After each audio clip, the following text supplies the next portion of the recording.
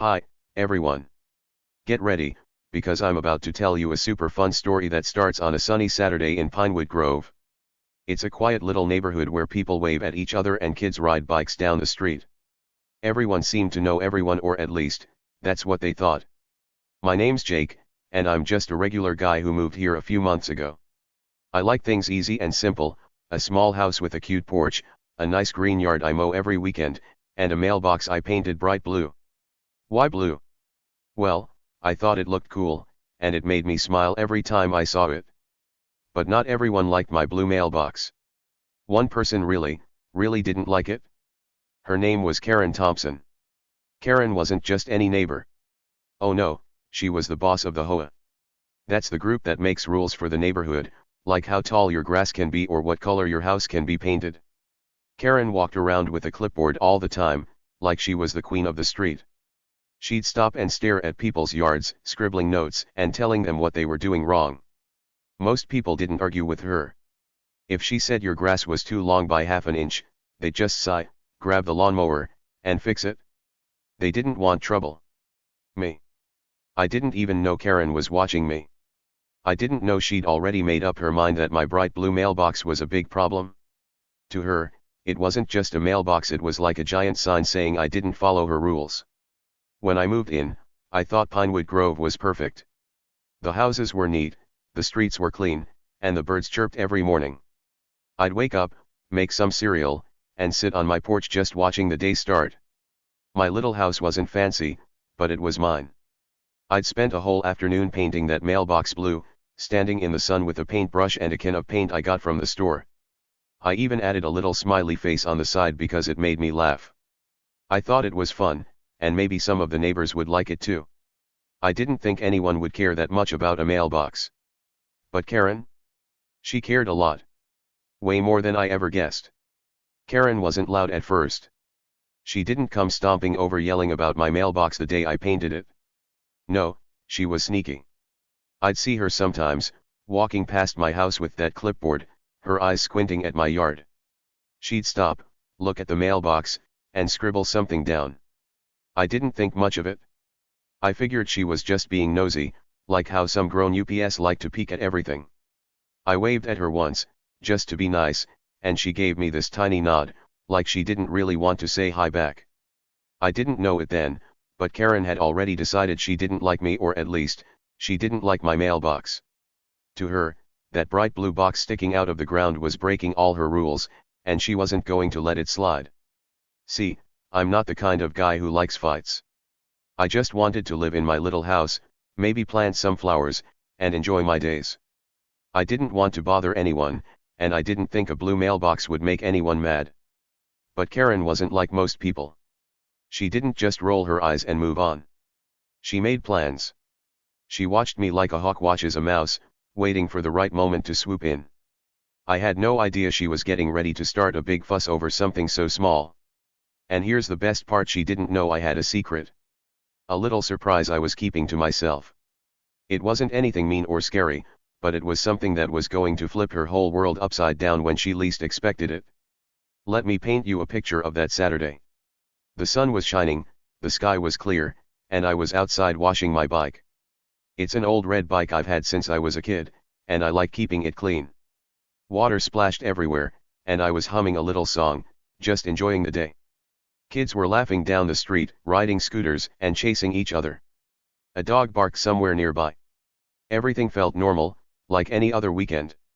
My blue mailbox stood there by the road, shining in the sun, the smiley face I'd painted winking at anyone who walked by. I didn't know it yet, but that mailbox was about to start a huge adventure, one that would make the whole neighborhood talk for weeks. Hey, quick question for you, what would you do if someone called the cops over something as silly as a mailbox? Stick around, because this story's about to get crazy. I mean, can you imagine? Calling the police because you don't like the color of something? It sounds nuts, right? But that's exactly what was coming. Karen was about to take things way too far, and I was just minding my own business, not knowing what was headed my way. I didn't know she'd already made up her mind to fix me and my mailbox. She thought she was so smart, so in charge. She had no clue I was hiding something that would turn her big plan into a big mess. That Saturday morning, I didn't see Karen right away. I was too busy with my bike, wiping it down with a rag and making sure it sparkled. I thought about maybe riding it later, maybe even waving at the neighbors as I went by. I liked being friendly. I'd already met a few people, a nice old lady named Mrs. Carter who gave me cookies once, and a guy named Tom who liked fixing cars. They didn't seem to mind my mailbox. Mrs. Carter even said it was cheerful. But Karen? She wasn't cheerful about it at all. She was plotting, and I was just pedaling along, not knowing she was about to make her move. So there I was, living my quiet little life, thinking everything was fine. My house was cozy, my yard was neat, and my blue mailbox made me happy every time I walked outside. I didn't know Karen was watching me like I was some kind of troublemaker. I didn't know she'd already decided I was her next target. Most people in Pinewood Grove just let her boss them around because it was easier that way. But me? I wasn't going to play her game, not when I had a trick of my own waiting to come out. Karen thought she had all the power, but she didn't know what I knew. And soon, she was going to find out the hard way. This story's just getting started, and trust me, it's going to be wild. That sunny Saturday was about to turn into something no one in Pinewood Grove would forget, not me, not Karen, not the neighbors peeking out their windows. My blue mailbox was more than just a fun idea. It was the spark that lit up a big, crazy showdown, and I couldn't wait to see Karen's face when she realized she'd picked the wrong guy to mess with. Stick with me, because this is going to be fun. Okay, so here's where things started to get a little wild in Pinewood Grove.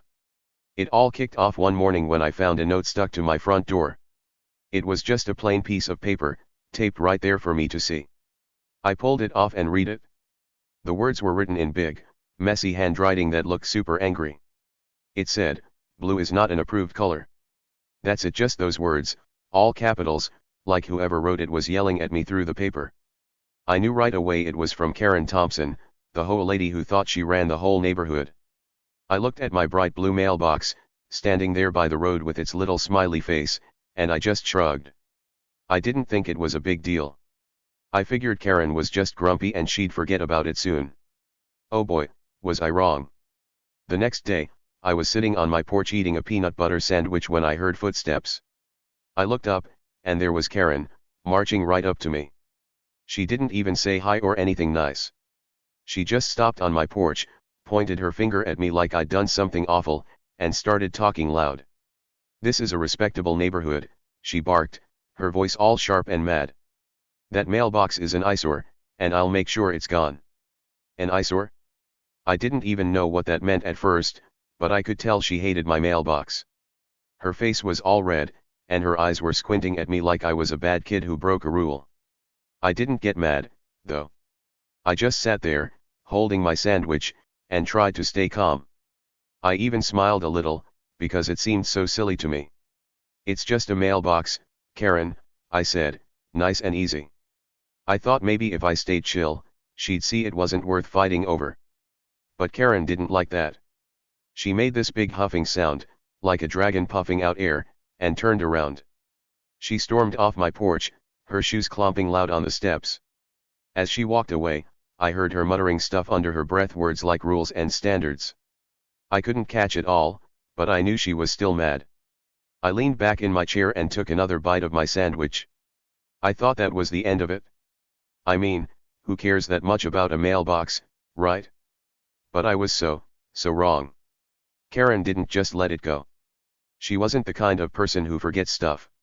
She was the kind of person who makes a plan and doesn't stop until she wins. I didn't know it yet, but she was already thinking about how to get rid of my blue mailbox.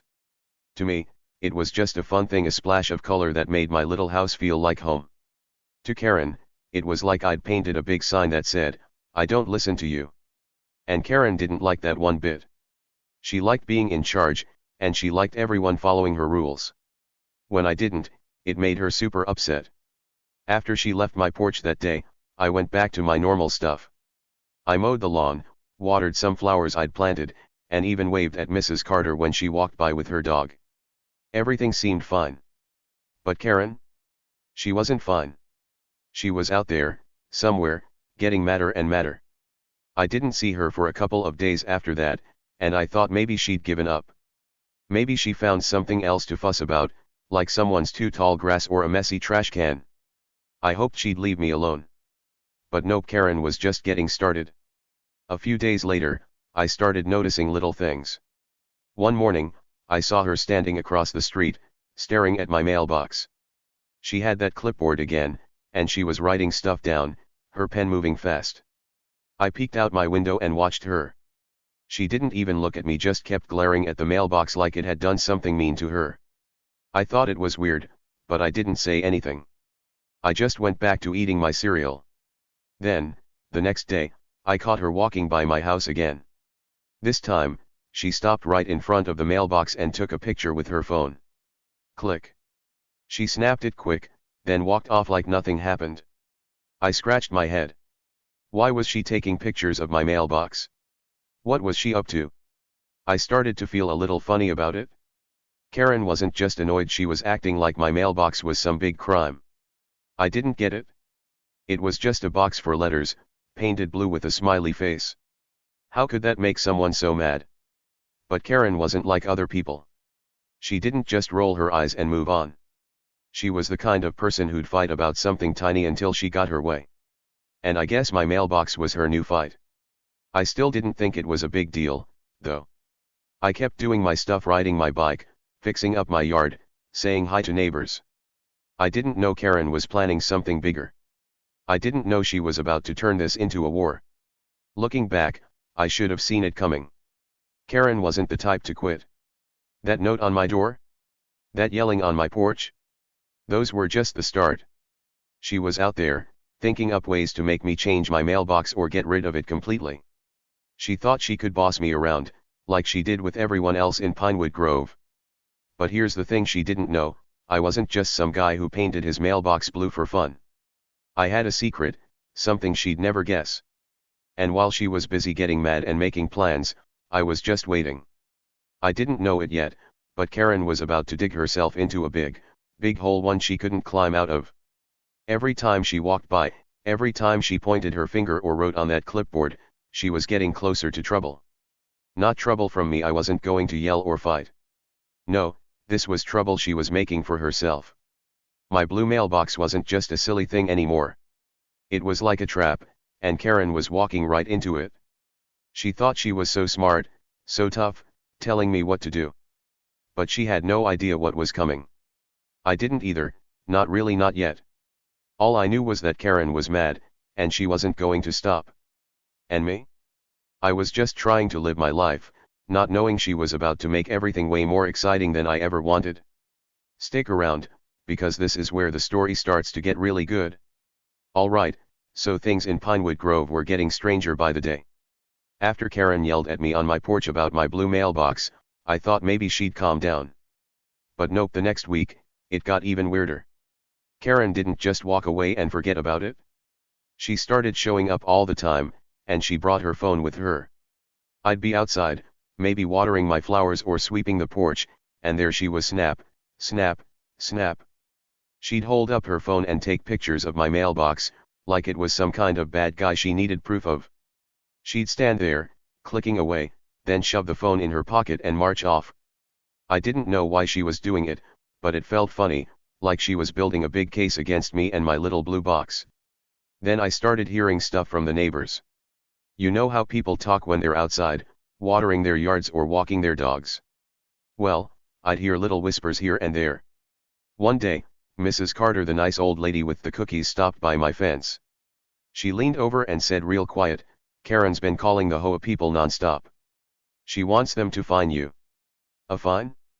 Like, make me pay money just for having a blue mailbox? That sounded nuts to me. Another time, Tom, the guy who fixes cars, waved at me and said, "Watch out, Jake. Karen's telling everyone your mailbox is ruining the neighborhood."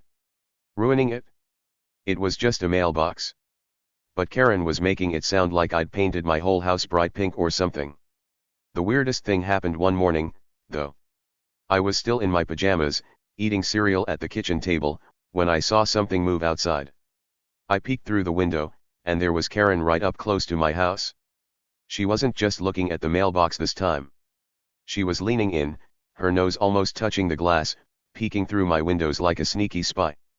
My cereal spoon stopped halfway to my mouth. What was she doing? I opened the front door and stepped outside. "Hey, Karen, what's going on?" I asked, trying to sound nice even though it felt creepy. She jumped a little, like I'd caught her doing something she didn't want me to see. Then she straightened up real fast and snapped at me, "Just making sure you're not breaking more rules." Her voice was loud and sharp, like she was mad I'd even asked. More rules? I didn't even know what she meant. I hadn't done anything except paint my mailbox blue. But before I could say anything else, she turned and stomped off, her clipboard tucked under her arm. I stood there, scratching my head, watching her go. That was when I started thinking Karen was up to something bigger than just complaining. I didn't say much after that. I went back inside, finished my cereal, and tried to act like everything was normal.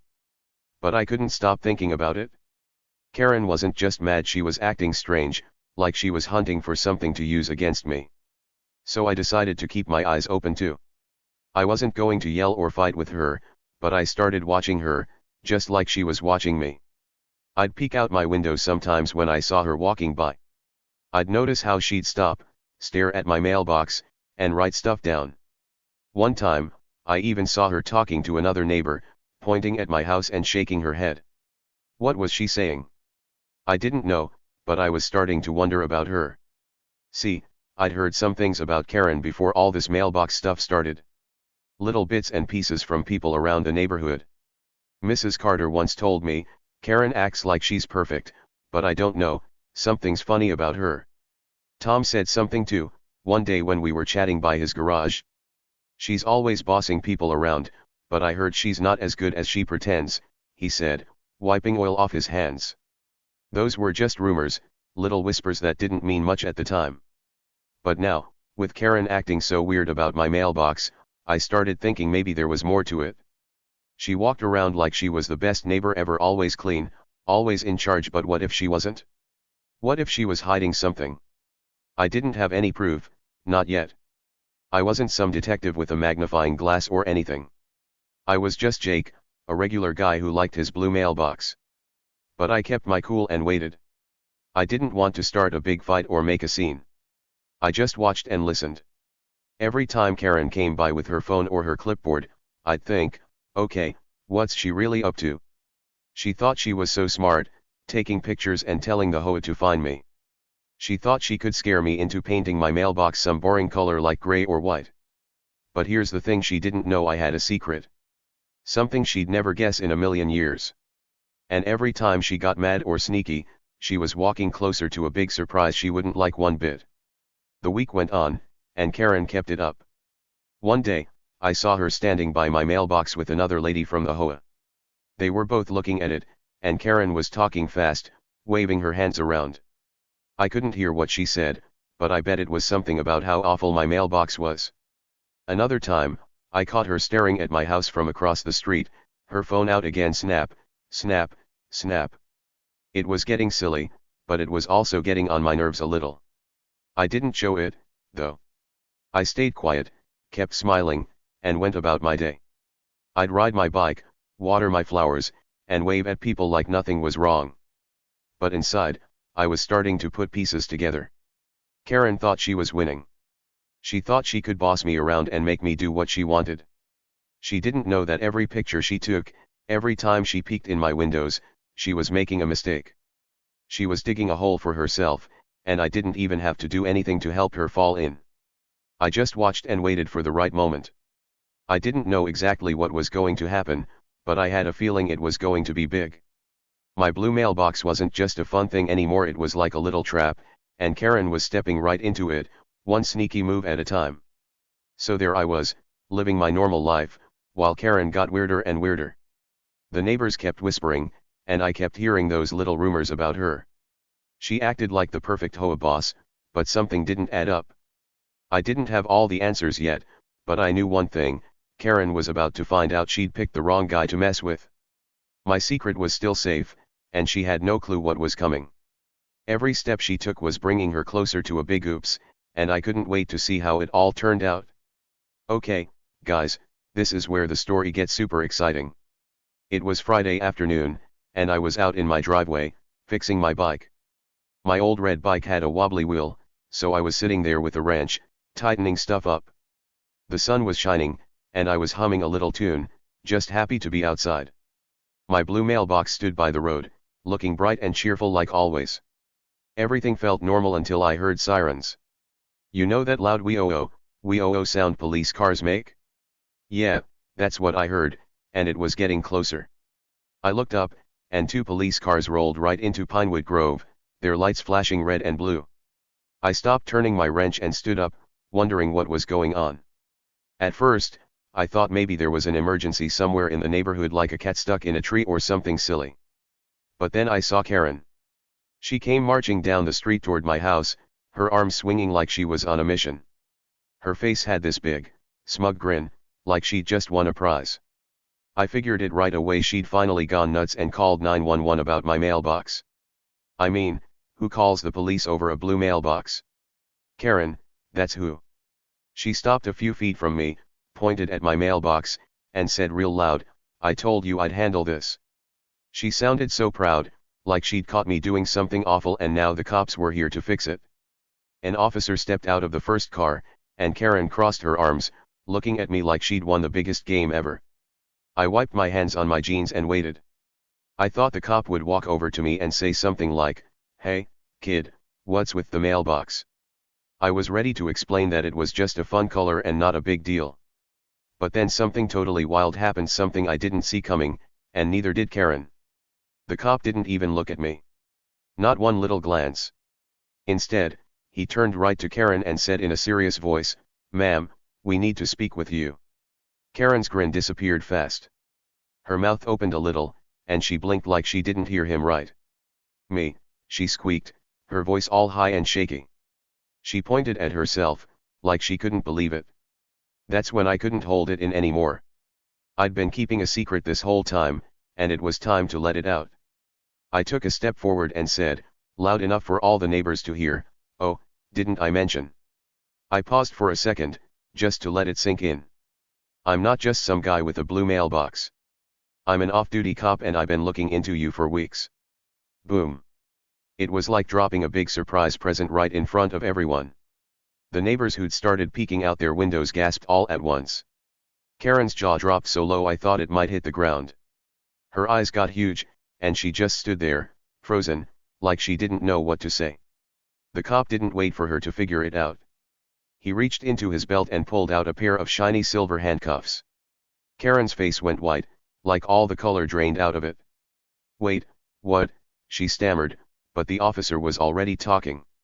"Karen Thompson, you're under arrest for stealing money from the HOA," he said, his voice calm but firm. "Stealing money?" "Yup, that's right." Turns out Karen's perfect life was all a big fake. She'd been scamming the HOA for years, taking the dues everyone paid and keeping them for herself. You know those fees people give the HOA to keep the neighborhood nice? Karen was sneaking them into her own pocket, buying fancy stuff while pretending to be the best neighbor ever. I watched as the cop clicked the handcuffs onto her wrists. Karen just stared at me, her mouth opening and closing like a fish out of water. She couldn't believe it. All this time, she'd been picking on me about my mailbox, thinking I was just some regular guy she could boss around. She thought it was her big chance to show everyone who was in charge. But my mailbox? It was just an excuse she used to mess with me. Too bad for her, I wasn't just any guy, I was a cop who'd been watching her right back. I'd heard those rumors about her, the ones Mrs. Carter and Tom whispered about. I'd started asking questions, talking to people, and figuring out what she was really up to. And when I had enough proof, I tipped off my buddies at the police station. That's why they were here now, not for my mailbox, but for her. The neighbors were all outside by then, standing on their porches or in their yards, watching everything happen. Some of them clapped, and a few even cheered. Karen's smug grin was long gone, replaced by a look of total shock. "This is a mistake," she yelled as the cops started walking her to the car. But no one believed her, not anymore. I just stood there by my bike, my wrench still in my hand, grinning a little. My blue mailbox had been the spark that lit this whole thing up. Karen thought she could use it to get me in trouble, but instead, it turned the spotlight right on her. All those pictures she took, All those times she peeked in my windows, it didn't matter. She'd been so busy trying to catch me that she didn't see me catching her. The second cop came over to me while the first one put Karen in the car. "Nice work, Jake," he said, giving me a nod. "We've been trying to pin her down for a while." I shrugged and said, "Just doing my job.